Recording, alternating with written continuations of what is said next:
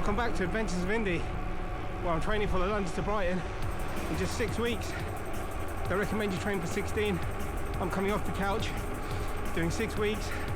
First week I managed to get in 15 miles, last week 21, this week more hopefully. But yeah, come join me on this journey. So if you're new to the channel, you won't know that the first 3 weeks of training for this event, I'm using off-road tyres and this on-road event.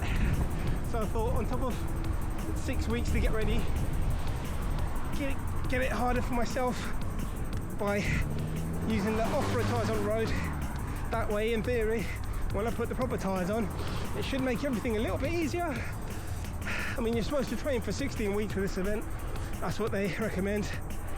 I've given myself 6 straight off the couch. Don't do marathons or anything like that. Just straight off the couch. I do a little bit of hiking. I want a real challenge, and this is definitely a real challenge. So if you want to see how I get on, don't forget to subscribe. It's only weeks away, this event. The London to Brighton Cycle Ride, it's 55 miles. I've really got to get up to that kind of standard in the next under 4 weeks. So it's a massive challenge. It ain't going to be easy, but I'm up for it. As long as I finish the race. It's not a race, sorry. I keep calling it a race. The event. As long as I finish the event, I'll be fine. Because if I think of it as a race, I won't even make it a couple of miles.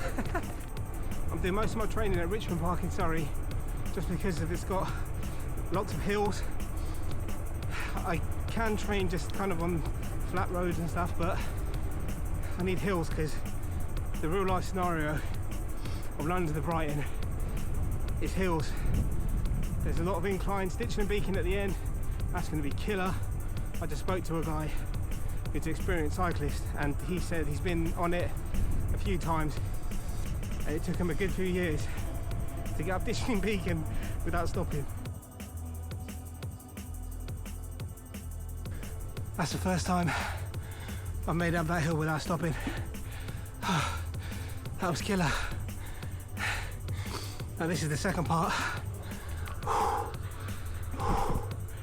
Got to get up this little bit, and then I've conquered one of the 2 hills. I can't believe I just conquered one of the 2 hills. Oh man.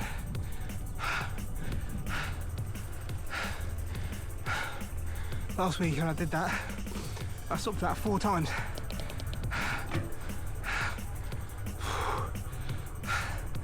One hill remains,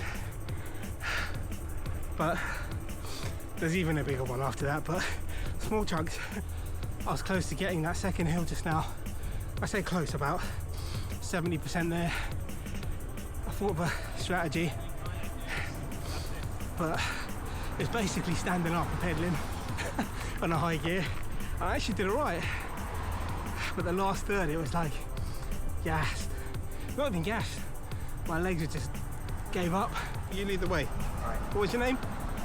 Edmund. Ed. I'm Serge. Right. Nice to meet you, mate. Right, let's go. Show me this hill.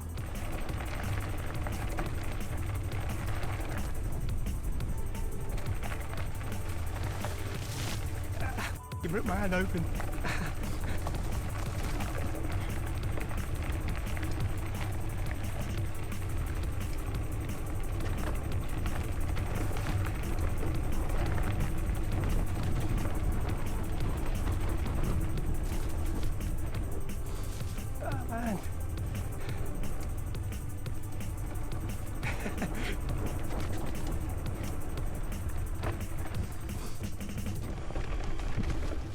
Oh, that was close.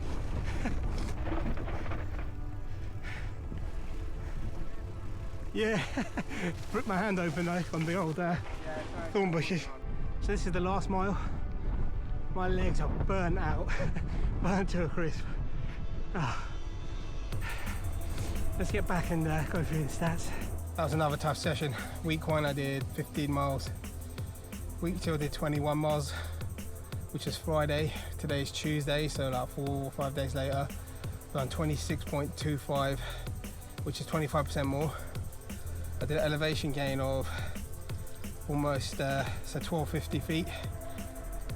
London to Brighton is like almost 3,000, so kind of on the right path. I conquered that hill finally, twice, not just once, so that's a big improvement. So I did like 25% more than my last session a few days ago. Incremental improvements. Today was really hard because of the battling that hill, and then the second hill I'm trying to conquer, I attempted that, I got close, but the next time I will conquer that hill without stopping. So if you want to follow me for the rest of my journey for the London to the Brighton, got about 3 and a bit weeks left. Next week I change my tyres to the more road tyres, so hopefully it'll be easier for me. Don't forget to like and subscribe. I'll see you in the next one.